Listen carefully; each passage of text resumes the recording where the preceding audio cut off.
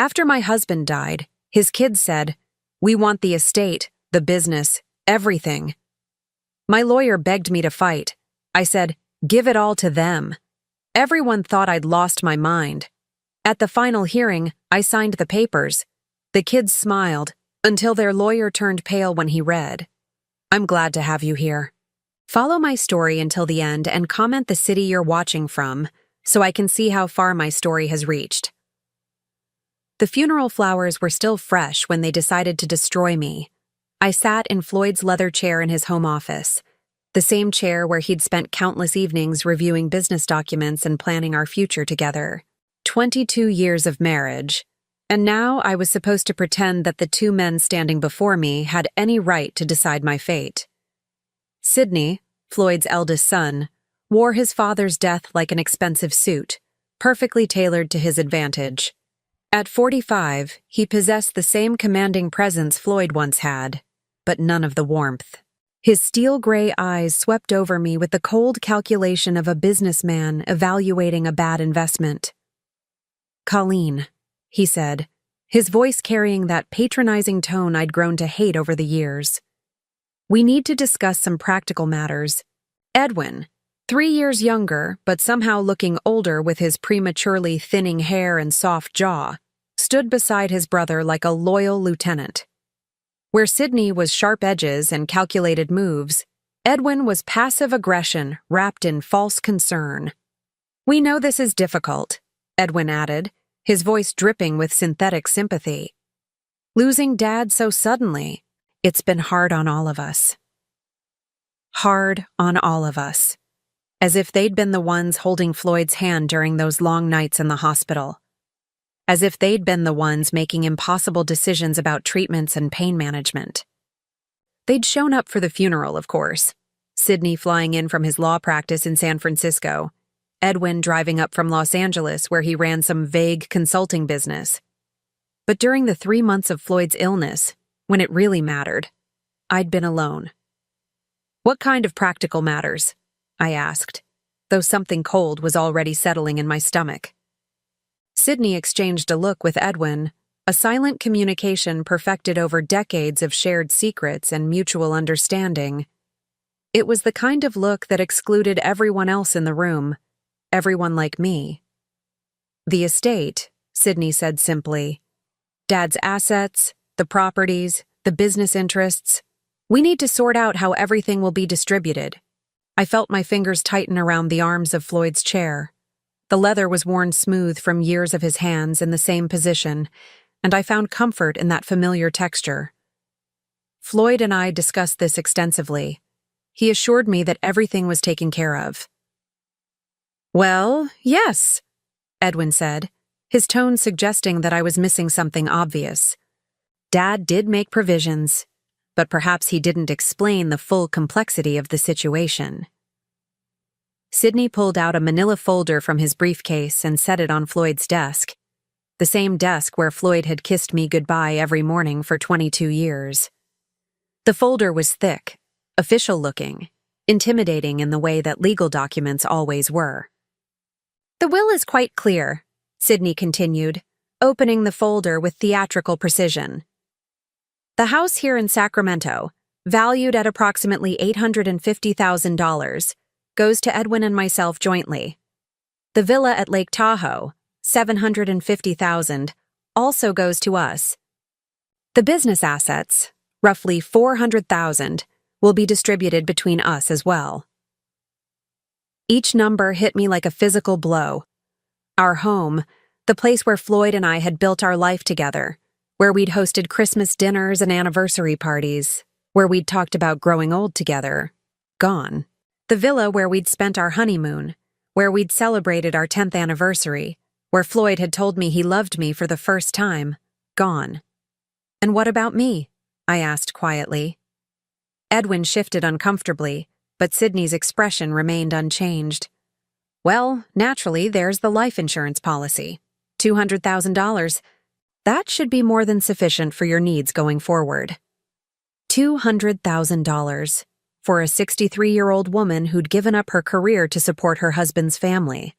For someone who'd spent the last 2 decades managing Floyd's household, entertaining his business associates, caring for him through his illness.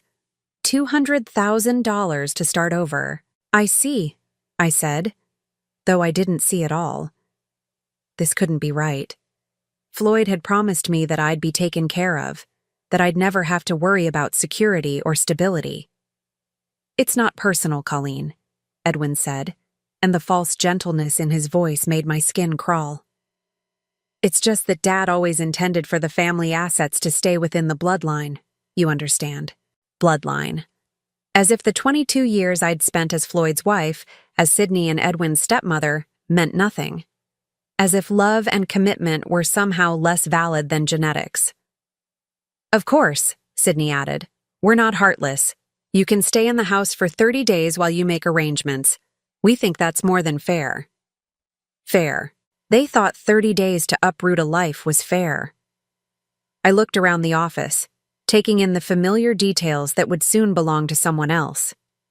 The bookshelf where Floyd kept his first edition novels, the window that looked out onto the garden we'd planned together, the small photograph on his desk, not of Sydney or Edwin, but of Floyd and me on our wedding day, both of us laughing at something I could no longer remember. There is one more thing, Sydney said, and something in his tone made me look up sharply. He pulled another document from the folder, this one smaller but somehow more ominous. Dad accumulated some significant medical bills during his final illness. The insurance covered most of it, but there's still about $180,000 outstanding. Since you were his wife and presumably made medical decisions jointly, the hospital and doctors are looking to you for payment. The room seemed to spin slightly. $180,000 in debt, with only $200,000 from the life insurance to cover it. That would leave me with $20,000 to rebuild my entire life. But surely the estate, I began. The estate assets are tied up in probate, Edwin interrupted smoothly. And given the specific terms of the will, those debts are considered separate from the inherited properties. It's unfortunate, but that's how these things work legally. I stared at them both, these 2 men who'd called me Mom at their father's funeral just 3 days ago. Sydney with his perfectly pressed suit and cold eyes. Edwin with his soft features and voice that suggested concern while delivering cruelty. I need some time to process this, I said finally. Of course, Sydney said, standing and straightening his jacket. Take all the time you need. But remember, the 30-day clock starts tomorrow. And those medical bills. Well, the longer they sit, the more complicated things become. They left me alone in Floyd's office, surrounded by the ghosts of our life together and the crushing weight of my new reality. The silence was deafening. No comfort, no reassurance, no suggestion that perhaps we could work together to find a solution that honored both Floyd's wishes and my basic human need for security. I sat there as the afternoon light shifted across the room, creating shadows that seemed to mock the brightness Floyd and I had once shared here. My hands found the small drawer in Floyd's desk where he'd always kept his personal items. Inside, beneath old receipts and business cards, my fingers touched something unexpected, a small key I'd never seen before. The key was old brass, worn smooth with handling. It didn't fit any lock I could think of in the house, but Floyd had kept it in his most private space. Why? As I held the key up to the light, I noticed Edwin's car was still in the driveway. Through the window, I could see him and Sydney standing beside it, their heads close together in animated conversation. They were celebrating, I realized, dividing up their inheritance, planning what they'd do with their newfound wealth. Neither of them looked back at the house where their stepmother, their father's wife, sat alone with the ruins of her life spread out before her. But as I watched them drive away, something strange happened. Instead of the despair I expected to feel, a different emotion began to take root. It started small, just a whisper in the back of my mind, but it grew stronger with each passing moment. They thought they'd won. They thought they'd successfully erased me from Floyd's legacy, reduced me to nothing more than an inconvenience to be managed with the minimum legal requirements. What they didn't know, What they couldn't possibly know was that Floyd had always been more cunning than either of his sons realized, and after 22 years of marriage, some of that cunning had rubbed off on me. The key in my hand seemed to grow warmer as I held it, as if it were trying to tell me something. Tomorrow I would find out what lock it opened. Tonight, I would let Sydney and Edwin enjoy their victory. Martin Morrison had been Floyd's attorney for 15 years, and in all that time, I'd never seen him look as uncomfortable as he did sitting across from me in his downtown office. His usually perfect composure was cracked, revealing the concerned man beneath the professional facade. "Colleen," he said, removing his glasses and cleaning them for the third time in 10 minutes. "I have to advise you in the strongest possible terms. This is not the right decision." The morning sun streamed through the floor-to-ceiling windows of his 15th floor office, casting everything in sharp relief. The Sacramento River glittered below us, and somewhere in those gleaming office buildings across the water, people were making rational decisions about their lives. I envied them.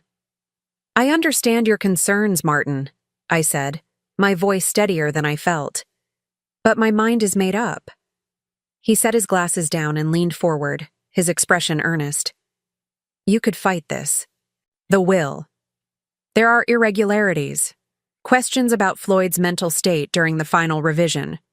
We could contest it, delay probate, force Sydney and Edwin to negotiate." I'd spent the sleepless night reading and rereading the documents Sydney had left with me, trying to understand how Floyd, my Floyd, could have written me out of our shared life so completely. The language was cold, clinical, reducing 22 years of marriage to a few paragraphs about adequate provision and appropriate arrangements. "How long would a contest take?" I asked. "Months, possibly years. But Colleen, you'd have a real chance. I know Floyd, and this will. It doesn't match the man I knew. The man who spoke about you with such love and respect. Love and respect." Had I imagined all those conversations where Floyd assured me I'd be taken care of? Had I misunderstood his promises that I'd never have to worry about my future? And during those months or years, what would I live on? Sydney made it clear that the medical debts are my responsibility. $180,000, Martin. Even if I won a contest eventually, I'd be bankrupt long before then. Martin's jaw tightened. "Sydney and Edwin are playing hardball, but that's exactly why you shouldn't give them what they want. They're counting on you being too intimidated or too exhausted to fight." He was right, of course. Every instinct I had screamed that this was wrong, that Floyd had not intended to leave me with almost nothing while his sons inherited millions. But instincts didn't pay medical bills or put a roof over my head. "What if I just gave them everything they want?" I asked quietly. Martin blinked. "I'm sorry? What if I signed whatever papers they need, transferred all claims to the properties, walked away cleanly? How quickly could that be done?" "Colleen, you can't be serious. You'd be giving up your legal rights to challenge."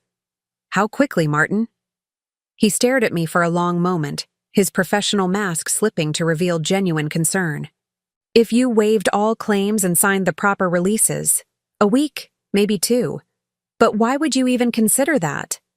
I looked out at the river again, watching a small boat navigate the current. The boat's captain seemed to know exactly where he was going, following some invisible map that guided him safely to his destination. "Because fighting would destroy me," I said finally. "Even if I won, I'd be a different person by the end of it.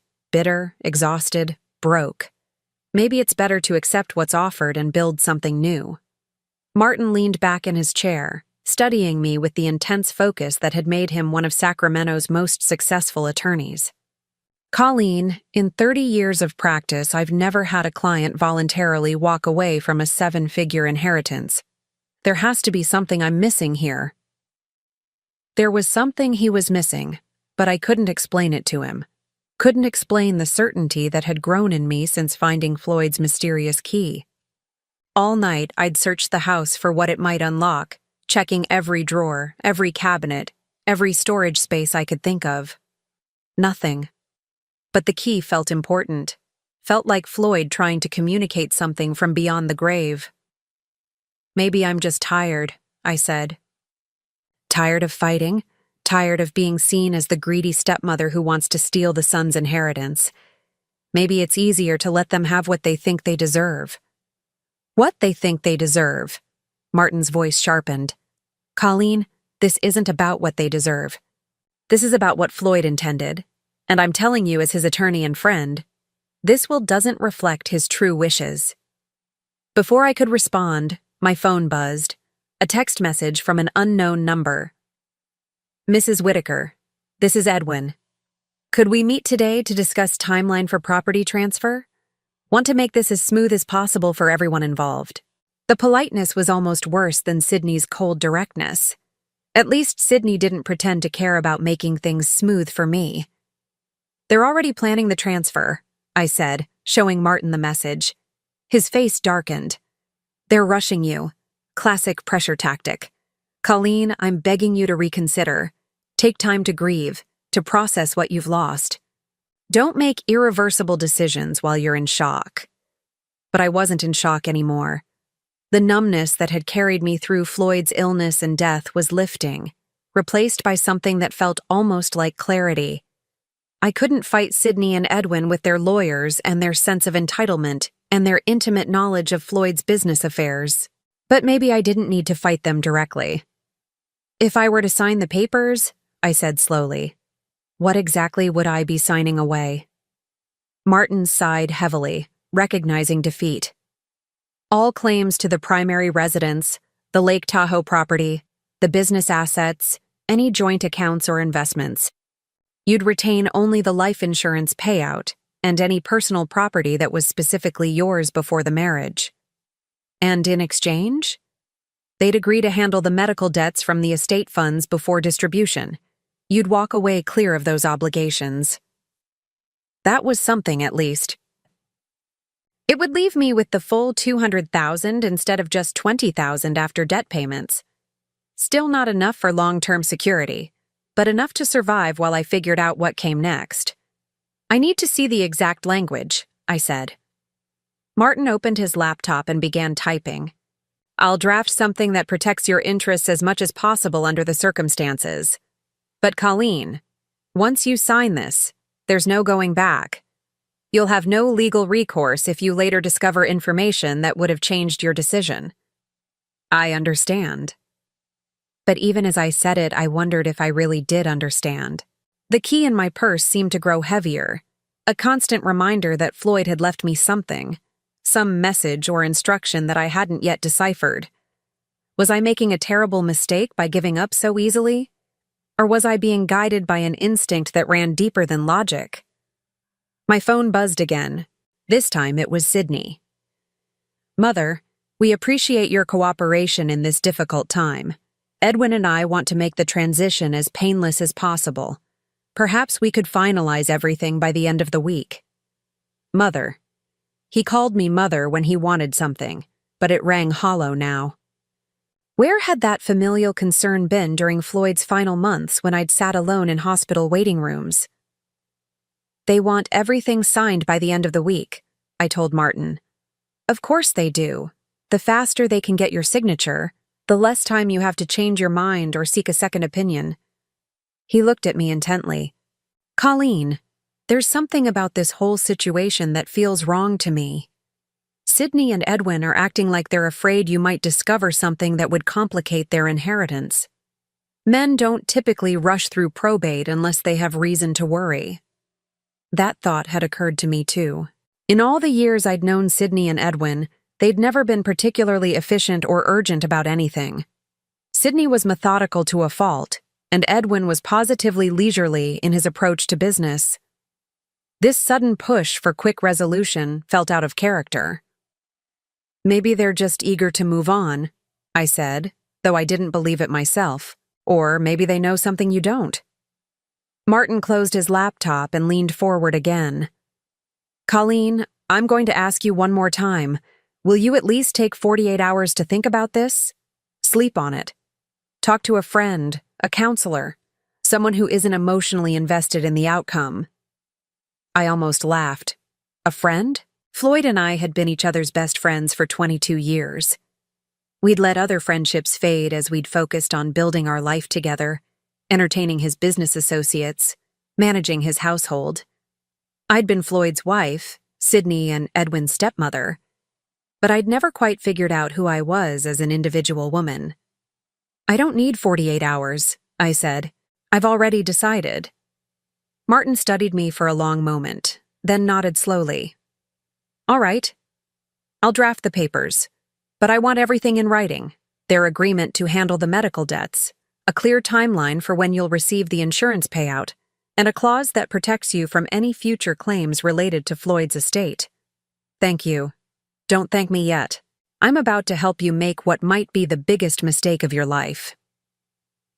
As I left Martin's office and walked through the marble lobby toward the elevator, I caught a glimpse of my reflection in the polished walls. The woman looking back at me was someone I barely recognized. Older, certainly, but also somehow more solid, more present. For 22 years, I'd been Floyd's wife, defined by my relationship to him and to his sons. For the first time since his death, I was being forced to figure out who Colleen Morrison Whitaker was when stripped of those roles. The elevator doors opened, and I stepped inside. As we descended toward the parking garage, I touched the key in my purse one more time. Floyd had left me something, I was sure of it, and whatever it was, Sydney and Edwin didn't know about it. The key opened a safety deposit box at First National Bank on J Street, a box I never knew existed.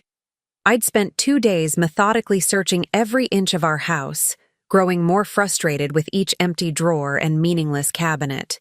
It wasn't until I was going through Floyd's wallet, the one the hospital had returned with his personal effects, that I found the small business card tucked behind his driver's license.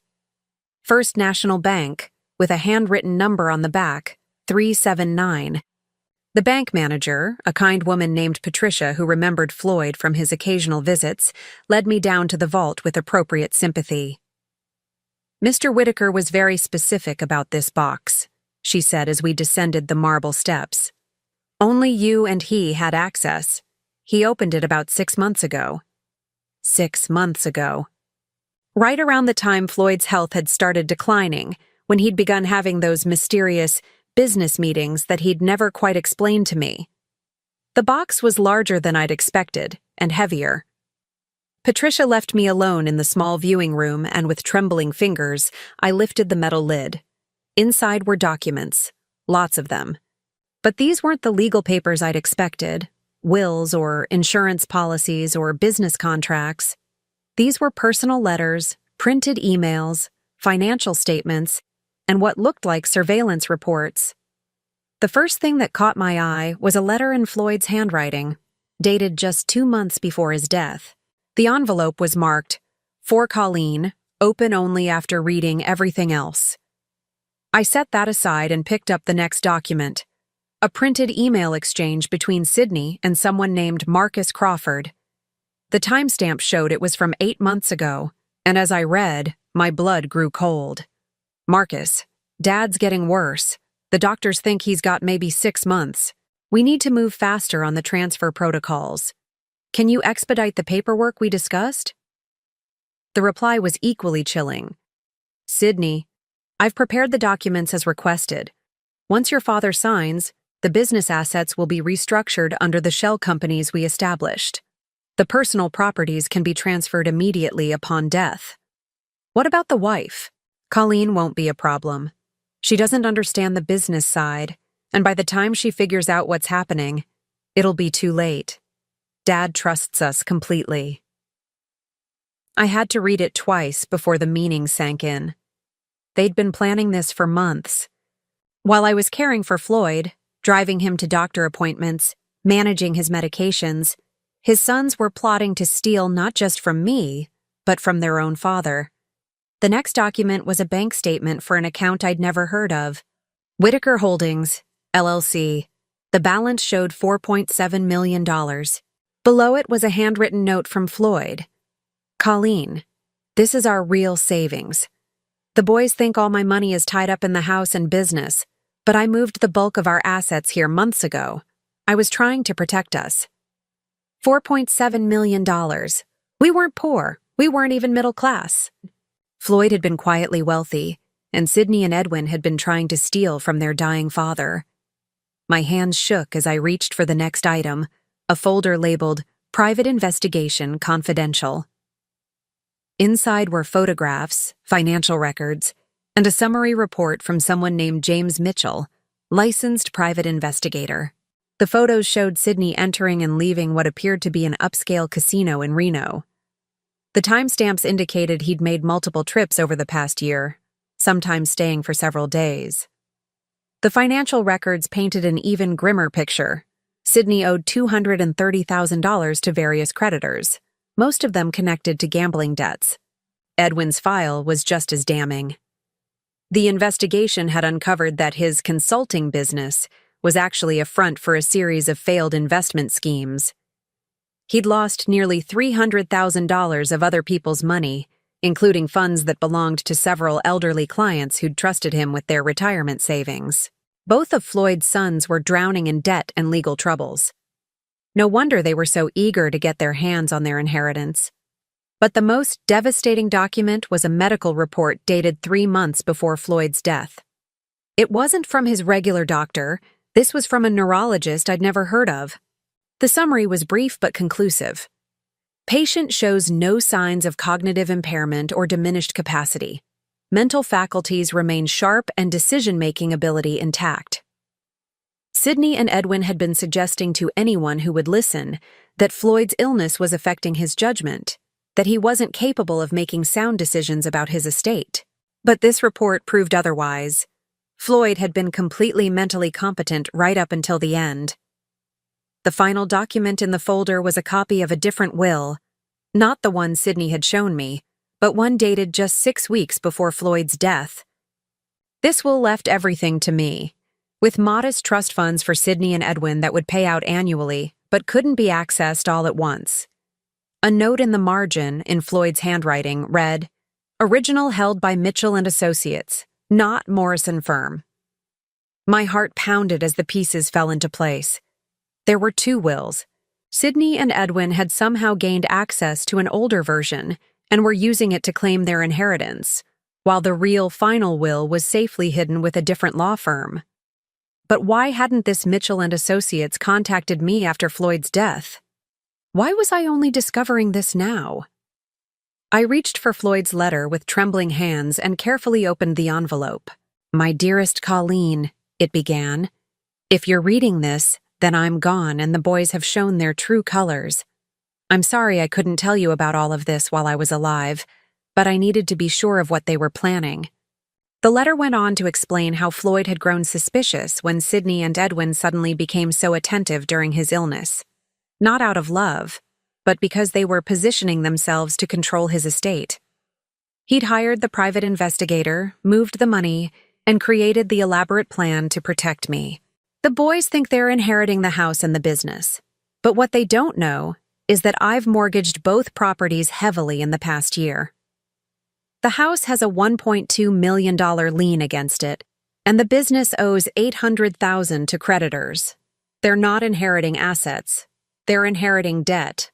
I stared at the letter, hardly believing what I was reading. Floyd had essentially given Sydney and Edwin a poison pill, disguised as an inheritance. "The life insurance policy they mentioned is real," the letter continued. "But it's not for $200,000. It's for $500,000, and the extra money is meant to help you start over.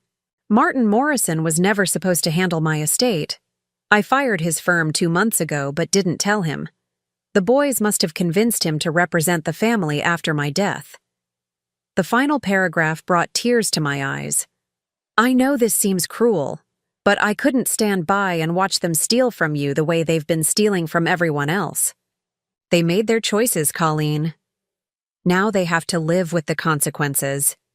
You deserve better than what they were planning to give you. Take the money, start fresh, and don't look back. Love always, Floyd." Attached to the letter was a business card for Mitchell and Associates and a note that I should contact them immediately after reading the contents of the safety deposit box. I sat in that small, windowless room for nearly an hour, trying to process everything I'd learned. Floyd hadn't abandoned me. He'd been protecting me. And Sydney and Edwin, the men who'd called me mother at the funeral, who'd spoken so eloquently about family and legacy, were nothing more than common thieves. But there was something else, something that made my stomach churn. If Sydney and Edwin were so desperate for money that they'd steal from their dying father, what would they do when they discovered their inheritance was actually a mountain of debt? Would they come after me? Would they try to force me to help them out of the financial hole Floyd had dug for them? I carefully placed all the documents back in the safety deposit box except for the business card and Floyd's letter. Those I tucked safely in my purse. Tomorrow, I would call Mitchell and Associates and find out exactly what Floyd had arranged. But tonight, I had to sit through dinner with Sydney and Edwin, knowing what I now knew about them. I had to smile and nod while they discussed their plans for our properties, pretending I didn't know they were about to inherit nothing but debt and legal troubles. As I drove home, my phone rang. It was Edwin. "Colleen," he said, his voice warm with false affection. "Bianca and I would love to have you over for dinner tonight.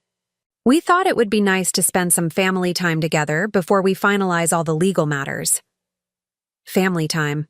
How thoughtful of them. "That sounds lovely," I said, surprised by how steady my voice sounded. "What time?" 7 o'clock. And Colleen, we really want you to know how much we appreciate how gracefully you're handling everything. Dad would be proud. Dad would be proud. If Edwin only knew what Dad had really thought about his gambling-addicted, debt-ridden sons. As I hung up and continued driving toward what would probably be my last dinner as a member of the Whitaker family, I realized something had changed in me. The grief and confusion I'd been carrying since Floyd's death were still there, but they were now mixed with something else. Something harder and more focused. Sydney and Edwin thought they were so clever, manipulating the grieving widow, rushing me into decisions before I could think clearly.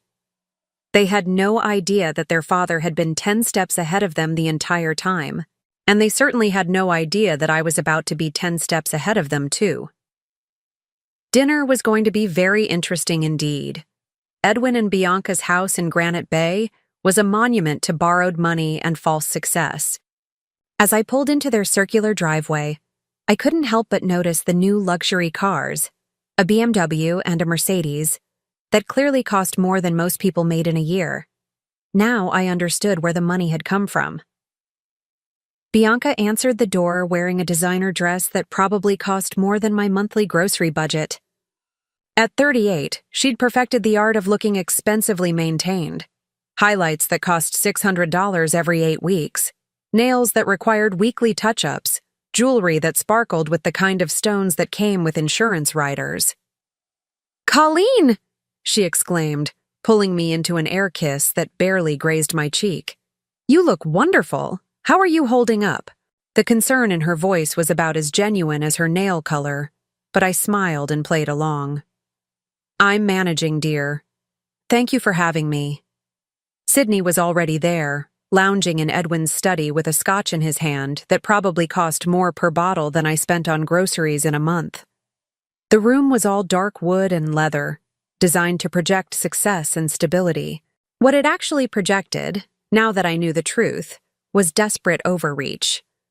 "Mother," Sydney said, standing to give me a brief hug. "You're looking better.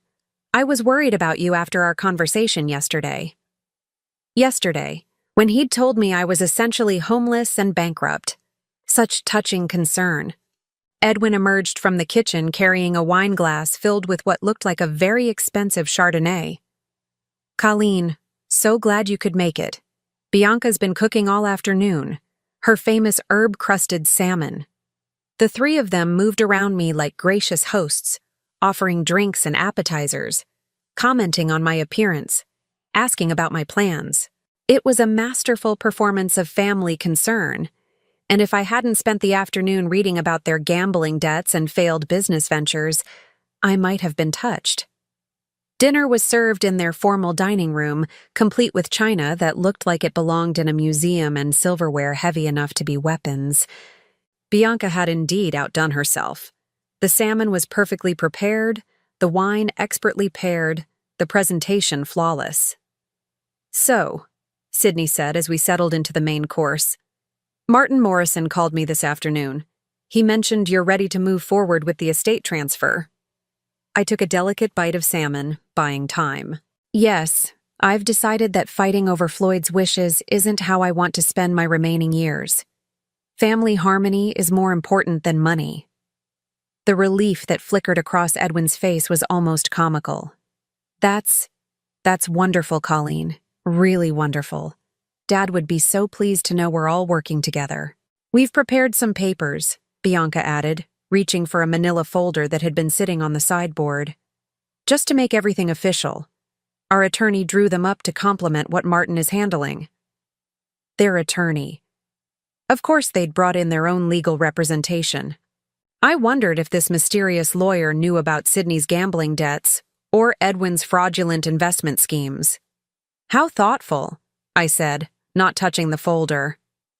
"But I should mention that I've been doing some thinking about the medical bills." The temperature in the room seemed to drop several degrees. Sydney set down his wine glass with just a bit too much force.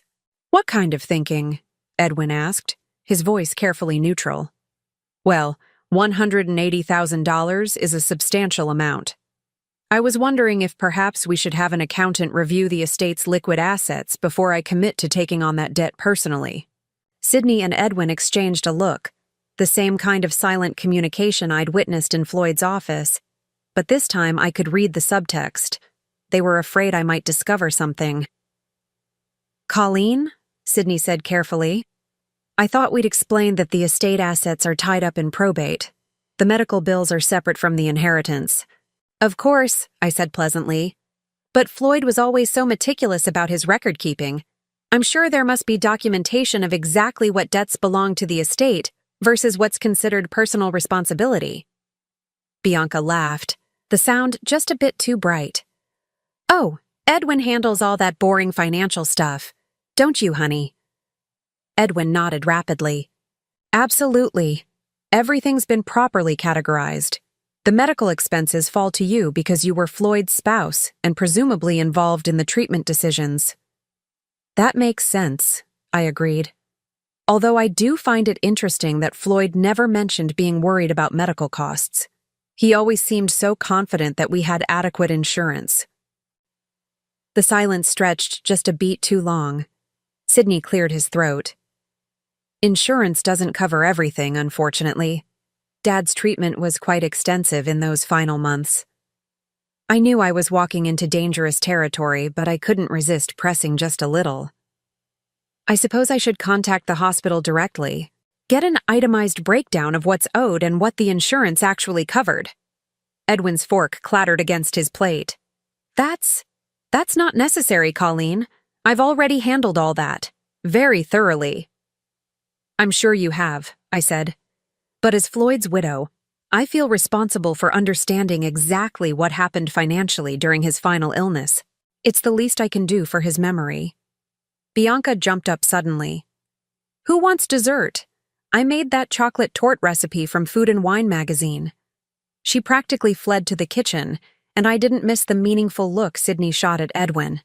They were rattled, and I'd barely begun to probe. "Colleen," Sydney said, leaning forward with what I supposed was meant to be a paternal expression, "I hope you're not second-guessing our arrangement because of something someone else said. Sometimes people who aren't familiar with estate law can give misleading advice." "Oh no," I assured him. "I'm not second-guessing anything. I'm just trying to be thorough. Floyd always said that the devil was in the details." Edwin laughed nervously. "Dad did love his paperwork." "He certainly did. In fact, I've been going through his office, and I keep finding documents I don't understand. Bank statements for accounts I've never heard of. Business papers for companies I didn't know he was involved with." The color drained from Edwin's face. What kinds of documents? Oh, nothing important, I'm sure. Just confusing financial statements. Although I did find a safety deposit box key that I'd never seen before. Sydney went very still. A safety deposit box? Yes. Isn't that odd? I thought I knew about all of Floyd's financial arrangements, but apparently he had some accounts and boxes I wasn't aware of. I suppose I should look into those before we finalize everything. The look that passed between the brothers this time was pure panic, quickly suppressed but unmistakable. Mother, Sydney said, his voice strained with the effort to sound casual. You shouldn't worry yourself with all that paperwork. Legal documents can be very confusing for someone without a business background. Why don't you let Edwin and me handle reviewing whatever you found? That's very sweet of you both, I said. But I think Floyd would want me to understand our financial situation myself. After all, I'll be managing on my own from now on. Bianca returned with the tort, her smile looking somewhat forced. As she served dessert, the conversation shifted to safer topics. The weather, Edwin's latest consulting project, Sydney's law practice. But I could feel the tension underneath their polite chatter like an electrical current waiting to spark. After dinner, as I prepared to leave, Sydney walked me to my car. Colleen, he said, his hand on my car door. About those documents you mentioned finding. Yes? It would probably be best if you brought them to our next meeting. Let us help you sort through what's important and what isn't. Dad's filing system wasn't always logical. I smiled at him, the same pleasant smile I'd worn all evening. Of course, Sydney. Family should help family.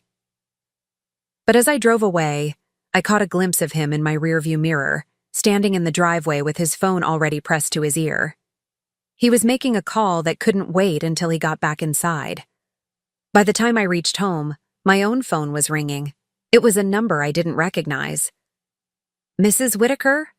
This is James Mitchell from Mitchell & Associates. I believe you may have some documents that belong to my office? Mr. Mitchell, I said, settling into Floyd's chair in his study.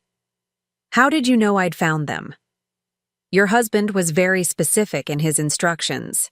If you found the safety deposit box, I was to contact you within 24 hours. Ma'am, we need to meet as soon as possible. There are some things about your husband's estate that you need to know before you sign anything with Sydney and Edwin. What kinds of things?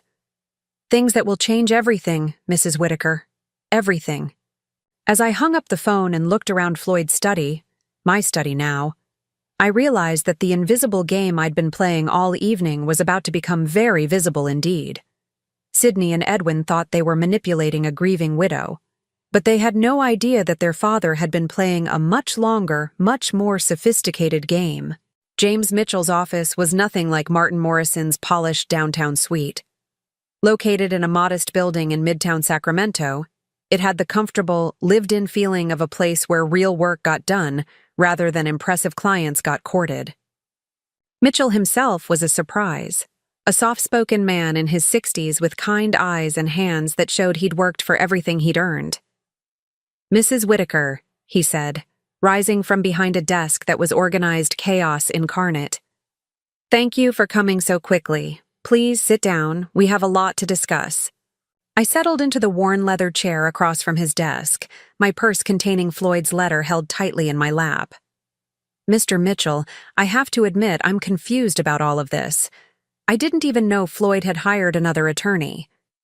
He hired me about 8 months ago, Mitchell said, pulling out a thick file. Initially, it was just to conduct a discreet investigation into some financial irregularities he'd noticed. But as we uncovered more information, my role expanded significantly. He opened the file, and I could see it contained copies of many of the same documents I'd found in the safety deposit box, along with others I hadn't seen. Your husband was a very thorough man, Mrs. Whitaker. When he realized what his sons were planning, he developed a comprehensive strategy to protect you and ensure they faced consequences for their actions. The investigation showed they were stealing from him? Mitchell nodded grimly. Sydney had been forging his father's signature on loan documents, using the family business as collateral for his gambling debts. Edwin was worse. He'd been systematically transferring funds from client accounts into his own shell companies. Both of them were facing potential criminal charges if their activities came to light. I felt a chill settle over me. Criminal charges? Grand larceny, wire fraud, elder abuse. Your husband could have had them both arrested. Instead, he chose a more creative form of justice. Mitchell pulled out a different set of documents and spread them across his desk. These are the real estate records for the house and the Lake Tahoe property. As of 6 months ago, both properties are leveraged to the maximum. Your husband took out mortgages totaling $1.2 million on the house and $800,000 on the villa. But why would he do that? We owned both properties free and clear. Because he knew Sydney and Edwin would inherit them, and he wanted to ensure they inherited the associated debts as well. The money from those mortgages? It's sitting safely in the Whitaker Holdings account that only you can access. My head spun as I tried to process what he was telling me. So when they inherit the properties, they inherit properties worth approximately $1.6 million, but with mortgages totaling $2 million. They'll owe $600,000 more than the houses are worth. That's not possible. They showed me the will. They showed you an outdated will, Mitchell interrupted gently. One that was superseded by a final version your husband executed 6 weeks before his death. The real will leaves everything to you, with the stipulation that if you choose, you can gift the properties to Sydney and Edwin. The choice is entirely yours. He handed me a copy of the real will. As I read through the legal language, one clause stood out. I leave the decision of what, if anything, my sons Sydney and Edwin shall inherit entirely to my beloved wife Colleen, trusting in her wisdom and judgment to determine what they truly deserve. Floyd left it up to me, I whispered. He did. And Mrs. Whitaker, there's more. The life insurance policy isn't for $200,000. It's for $500,000. And there's an additional policy for $300,000 that Sydney and Edwin don't know about. $800,000. Combined with the money Floyd had moved to the protected accounts, I wasn't just secure, I was wealthy.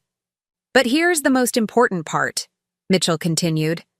Your husband documented everything. Every forged signature, every fraudulent transfer, every lie Sydney and Edwin told during his illness. If you choose to pursue criminal charges, we have more than enough evidence to ensure convictions. The room seemed to tilt slightly as the full scope of Floyd's plan became clear. He hadn't just protected me. He'd given me the power to decide Sydney and Edwin's fate. What happens if I don't pursue charges but also don't give them the properties? They get nothing. They inherit their father's love and their childhood memories, and that's all. Meanwhile, they're still facing the debts they've already accumulated, and the creditors who've been waiting for their inheritance to pay them back won't be very understanding. Before I could respond, my phone rang. It was Sydney. Don't answer it, Mitchell advised. Not yet. There are a few more things you need to know. But the phone kept ringing, and something in the persistence of it made me uneasy. Finally, I picked up. Colleen? Sydney's voice was strained, almost frantic. We need to talk. There's been a development. What kind of development? Someone from Mitchell & Associates called Edwin this morning. They claim to have documents that supersede the will we've been working with. This is very concerning, Colleen. We think someone might be trying to defraud the estate. I looked at Mitchell, who was shaking his head with what might have been amusement. Sydney, I don't understand. What kind of documents? Legal papers that don't make sense. Listen, Mother. I think you should come to Martin Morrison's office immediately. We need to sort this out before you sign anything or make any decisions you might regret. The urgency in his voice was telling. They'd discovered they weren't inheriting what they thought, and they were panicking. I'll be there in an hour, I said, and hung up. Mitchell leaned back in his chair. So, Mrs. Whitaker, the moment of truth has arrived. What do you want to do? I stared down at the documents spread across his desk, evidence of years of manipulation and theft, proof of Floyd's careful planning, and the legal foundation for whatever choice I made next. I want to understand something, I said slowly. If I give them the properties with the mortgages, are they legally obligated to pay those debts? Absolutely. The mortgages transfer with the properties. They'd have 30 days to refinance or assume the loans, or face foreclosure. And given their existing debts and credit problems, no bank would refinance them. They'd lose the properties and still owe the deficiency balances. I thought about dinner the night before, about Bianca's designer dress and the expensive cars in their driveway, about Sydney's casual arrogance and Edwin's false concern. I thought about 22 years of being treated as an outsider in my own family, of being dismissed and patronized and ultimately betrayed. But mostly, I thought about Floyd, lying in that hospital bed, knowing what his sons were planning, working even in his final weeks to protect me from their greed. Mr. Mitchell, I said, standing up and smoothing my skirt. I believe it's time for Sydney and Edwin to learn about the consequences of their choices. As I drove to Martin Morrison's office, my phone buzzed with a steady stream of increasingly desperate text messages. Sydney. Mother, please don't sign anything until we sort this out. Edwin. Colleen, there are people trying to take advantage of your grief. Be careful. Bianca. We're all family here. Don't let strangers come between us. Family. They still thought they could manipulate me with that word, but as I pulled into the parking garage of Martin's building, I realized something had fundamentally changed. For the first time in 22 years, I wasn't walking into a meeting as Floyd's wife or as Sydney and Edwin's stepmother. I was walking in as Colleen Whitaker, a woman with $5.7 million, complete legal documentation of her stepson's crimes, and the power to decide their future. The scared, grieving widow they thought they were manipulating had ceased to exist. In her place was someone much more dangerous, a woman with nothing left to lose and everything to gain. The conference room at Morrison & Associates had never felt so small. Sydney and Edwin sat on one side of the polished mahogany table, their faces pale but determined. Martin Morrison occupied the head of the table, looking more uncomfortable than I'd ever seen him. James Mitchell sat beside me, a thick briefcase at his feet and the calm demeanor of a man who held all the cards. Colleen, Sydney began before anyone else could speak. We're glad you're here. This whole situation has gotten very confusing, and we need to clear up some misunderstandings. What kind of misunderstandings? I asked, settling into my chair and folding my hands calmly in my lap. Edwin jumped in, his voice strained with false concern. Someone's been spreading misinformation about Dad's estate. Claims about different wills, hidden accounts, things that just don't make sense. We're worried that unscrupulous people might be trying to take advantage of your grief. Martin Morrison cleared his throat. Colleen, I have to admit that I'm confused as well. Mr. Mitchell here claims to have documents that supersede the will I've been working with. But Floyd never mentioned changing attorneys or creating new estate documents. That's because Floyd didn't trust you anymore, I said quietly. The room went dead silent. Martin's face flushed red, while Sydney and Edwin exchanged a look of pure panic. Excuse me? Martin said. I opened my purse and pulled out Floyd's letter, the one I'd found in the safety deposit box. Floyd discovered that someone in your firm was feeding information about his estate planning to Sydney and Edwin. He couldn't be sure if it was you personally or someone in your office, so he decided to take his business elsewhere. That's impossible, Sydney said quickly. Dad trusted Martin completely. Did he? I looked directly at Sydney, enjoying the way his confident facade was beginning to crack. Then why did he secretly hire a private investigator 8 months ago to look into your financial activities? And why did he move $4.7 million into accounts that only I can access? Edwin made a choking sound. 4.7 million? That's not possible. Dad didn't have that kind of liquid assets. Actually, he did, James Mitchell said, opening his briefcase and pulling out a thick folder. Your father was considerably wealthier than either of you realized. He'd been quietly building a portfolio for years, specifically to ensure Colleen's security after his death. He spread documents across the table, bank statements, investment records, property deeds. The house you think you're inheriting? It has a $1.2 million mortgage against it. The villa at Lake Tahoe? $800,000 in liens. Your father took out these loans specifically to saddle any inheritance with debt. Sydney's face had gone from pale to gray. You're lying. I'm afraid not, Mitchell continued calmly. Your father documented everything very carefully, including your gambling debts, Sydney, $230,000 to various creditors, and Edwin's fraudulent investment schemes, which have cost his clients nearly $300,000. This is harassment, Edwin said, his voice cracking.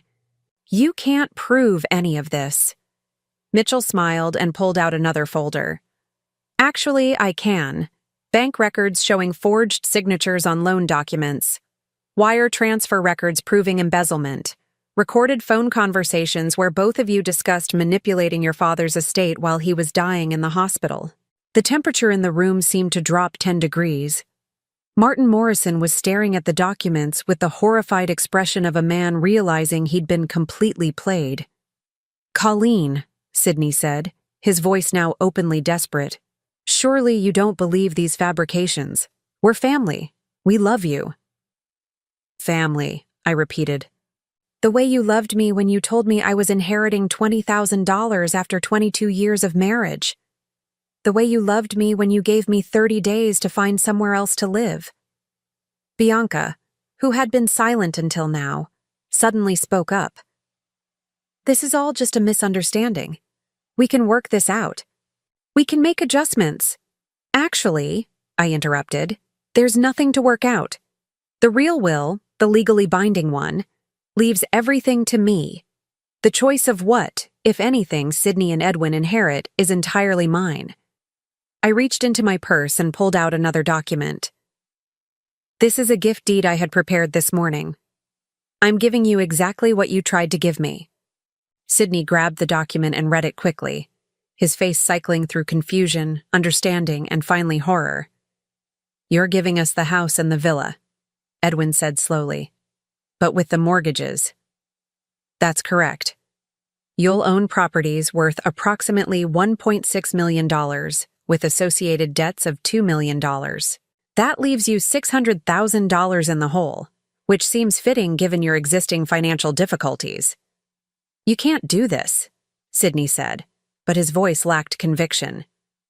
Actually, I can. It's exactly what Floyd intended.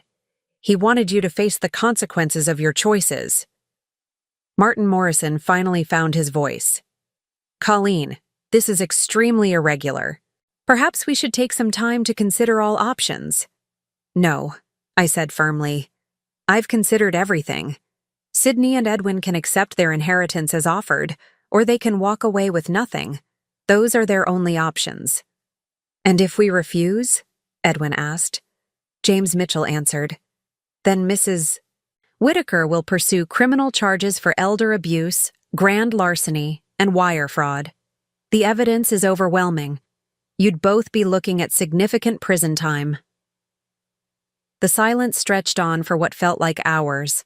I could see Sydney's mind working, trying to find an angle, a way to negotiate or manipulate the situation. Edwin just looked defeated. Finally, Sydney spoke. What do you want from us? I want you to sign the papers accepting the inheritance as offered. I want you to agree never to contact me again unless it's through attorneys. And I want you to understand that this is what your father chose for you, not out of hatred, but because you forced his hand. Bianca started crying. This will ruin us. We'll lose everything. You should have thought about that before you started stealing from your dying father, I said without sympathy. Edwin looked up at me with something that might have been respect. He really planned all of this? Every detail. Your father was much smarter than either of you ever gave him credit for. In the end, they signed. They didn't have a choice.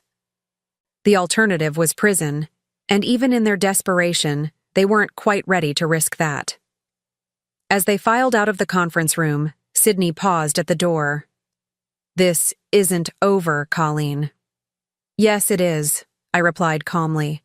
It's completely over. 3 months later, I sold the real estate that Sydney and Edwin couldn't afford to keep and moved to a charming cottage in Carmel, overlooking the Pacific Ocean. The cottage cost $1.2 million, cash, and still left me with more money than I could spend in several lifetimes. I received word through my attorney that Sydney had filed for bankruptcy and was attending court-mandated gambling addiction counseling. Edwin had moved back in with his mother and was working as a night manager at a hotel near the airport. Bianca had filed for divorce and moved to Los Angeles with her sister.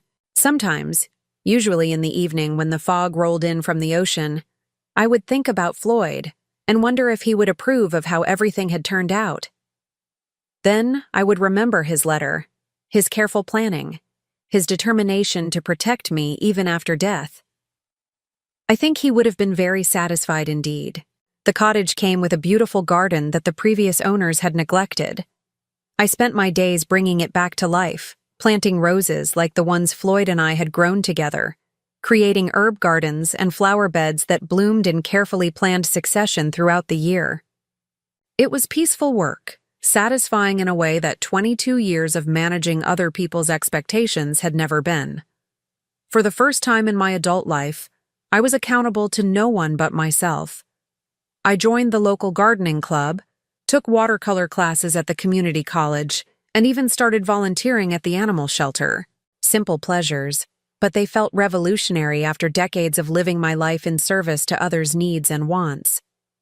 One afternoon, while deadheading the roses in my front garden, a young woman stopped by the gate.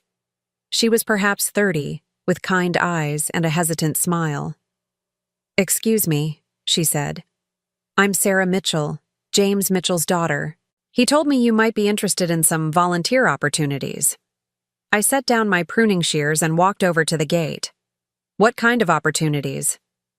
"I work with women who are trying to escape abusive relationships, financial abuse, emotional manipulation, that sort of thing." "Dad said you might understand what they're going through." I thought about the scared, confused woman I'd been just months ago, convinced I was powerless and dependent on the goodwill of people who didn't care about me. "I might," I said. Sarah smiled. "Would you like to hear about what we do?" As we talked, I realized that Floyd's final gift to me hadn't just been financial security. He'd given me something much more valuable, the knowledge that I was stronger than I'd ever imagined, smarter than anyone had given me credit for, and capable of protecting myself and others who needed protecting. 2 months later, I established the Floyd Whitaker Foundation for Financial Justice, providing legal support and financial education for victims of family financial abuse. It wasn't the legacy Sydney and Edwin had expected to leave behind, but it was exactly the legacy Floyd would have wanted. Now I'm curious about you who listened to my story. What would you do if you were in my place? Have you ever been through something similar? Comment below.